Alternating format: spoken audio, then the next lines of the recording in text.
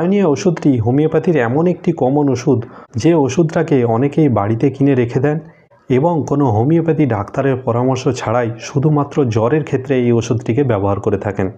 কিন্তু ব্রায়োনিয়া কি শুধু জ্বরের ওষুধ? হোমিওপ্যাথিতে এমন কোনো ওষুধই নেই যেটা শুধুমাত্র কোনো নির্দিষ্ট রোগের জন্য ব্যবহার করা হয়।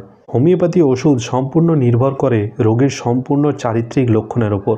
এই জন্য ব্রায়োনিয়া ওষুধটি ব্যবহার করার আগে ব্রায়োনিয়া ওষুধটির সম্পূর্ণ চরিত্রগত লক্ষণ অবশ্যই জেনে নেওয়া উচিত। তাই আজ ব্রায়োনিয়ার সম্পূর্ণ লক্ষণগুলি একদম ছবির মতো করে আপনাদের কাছে আলোচনা করব এবং এই ছবিটি মাথায় রাখলেই ব্রায়োনিয়া ওষুধটি ব্যবহার করার ক্ষেত্রে আপনাদের কোনো সমস্যা আর থাকবে না।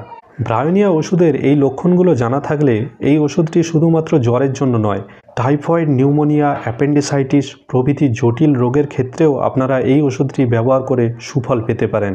ব্রায়োনিয়া ওষুধটি ব্রায়োনিয়া আলবা নামক একটি গাছ থেকে তৈরি হয়।